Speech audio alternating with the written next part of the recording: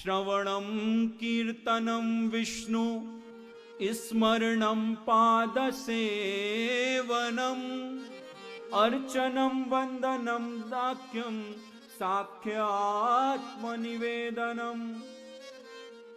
पिताजी मुझे तो भगवान की नवदा भक्ति सबसे सुंदर लगती है। नवदा भक्ति का उपदेश दिया पिताजी, श्रवणम कीर्तनम विष्णु। और तुलसीदास जी की मानस की भक्ति, नवदा भक्ति और श्रीमद् भागवत की। हालांकि ज्ञानी लोग बोलते हैं गोस्वामी जी ने श्रीमद् भागवत से ही नवदा भक्ति मानस में जोड़ी है, क्योंकि मानस तो 6 शास्त्र सब ग्रंथन को रस तो जोड़ी है। और उसमें जोड़ी है। और गोस्वामी जी कहते हैं यहां तो पहली भक्ति श्रीमद् भागवत की है, श्रवण। लेकिन गोस्वामी जी को पता है, क्योंकि मानस कलिकाल का ग्रंथ है, यहां कोई हो सकता है श्रवण को भी महत्व ना दे। इसलिए गोस्वामी जी ने कहा भाई यदि श्रवण भी नहीं होता तो जीवन में एक साधन करो। क्या?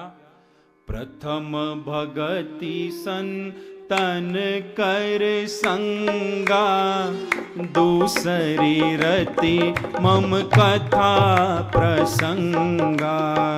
प्रथम भगति संतन कर संगा, कथा प्रसंगा। भागवत की भक्ति श्रवण भक्ति। अच्छा, अब जो पुराने सत्संगी हैं वो तो चुप रहना, क्योंकि वो तो सुनते ही हैं। अब आप एक बात बताओ, जो भी पहली बार कथा में आया उन सब के लिए प्रश्न है। अभी कथा में भी ये संकेत दिया गया था। पहली भक्ति है श्रीमद् भागवत की श्रवण। श्रवण भक्ति के एक आचार्य हुए जिन्होंने मात्र श्रवण किया और भगवत प्राप्ति कर ली। अब ये प्रश्न है कौन है श्रवण भक्ति के आचार्य? आप पुराने हो सरकार। श्रवण भक्ति के आचार्य परीक्षित जी हैं। ये तो कथा में संकेत भी दिया गया था परसों भी। परीक्षित ने दूसरा कोई साधन नहीं किया, कोई जप तप उपासना क्रिया नहीं, बस सुना था और चित्त लग गया था। लेकिन गोस्वामी जी कहते हैं भैया कलिकाल के जीव हो ना, तो कलिकाल में हो सकता है श्रवण में भी मन ना लग पाए। यदि कोई भक्ति ना बन पाए तो एक कर देना। कौन सी? संत का संग।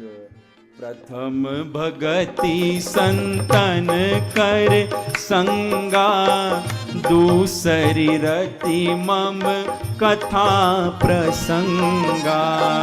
प्रथम भगति संतन कर संगा, दूसरी रति मम कथा। मानस की दूसरी भक्ति है, दूसरी भक्ति है मानस की कथा प्रसंग। मेरी कथा श्रवण करना। और भागवत की पहली भक्ति है श्रवण,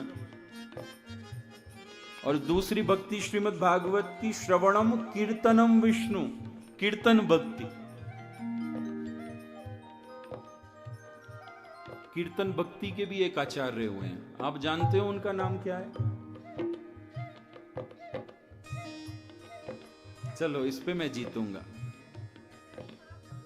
नहीं, चैतन्य महाप्रभु को तो अभी 500 वर्ष भी नहीं हो रहे। ये भागवत में लिखा है 5000 वर्ष पहले। कीर्तन भक्ति के आचार्य जिन्होंने गाकर, सूरदास जी भी कंटेम्परेरी हैं चैतन्य महाप्रभु के, नारद जी भी नहीं है। नारद जी तो भगवान के पार्षद के रूप में प्रकट हुए थे। सुखदेव जी हैं, वाह जय हो। सुखदेव जी ने गाकर पाया था प्रभु को। दूसरी रति मम कथा प्रसंगा, दूसरी रति मम कथा प्रसंगा। गुरुपद पंकज सेवा, तीसरी भक्ति अमान। चौथी भक्ति मम गुण गण, करहि कपट तजी गान। तीसरी भक्ति मानस के अनुसार संत चरण, गुरु चरणों की सेवा निष्काम भाव से, और विशेष रूप से खाली सेवा नहीं, अमानी रहकर सेवा करना। अमानी किसे बोलते हैं? जो मान रहित हो गया है, अहंकार का जिसने विसर्जन कर दिया है।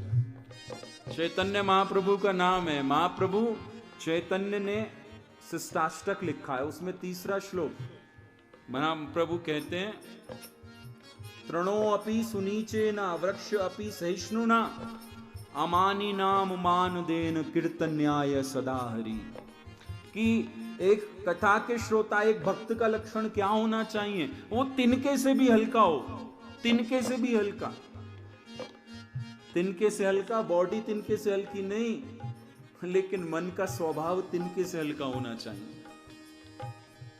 ऐसा ना हो, अरे इसने मुझे ये कह दिया, उसने वो कह दिया, मैं वहां तो जाऊंगा ही नहीं। नहीं भैया, ये सहजता नहीं है जीवन की। मैं ऐसा तो करूंगा ही नहीं, मैं उससे तो बोलूंगा ही नहीं। क्यों? क्योंकि वो नहीं बोला। नहीं, भक्त के पास अपना वो नहीं होता, वो तिनके से हल्का होता है, तिनके से हल्का। कोई कुछ भी कहे क्या फर्क पड़ता है?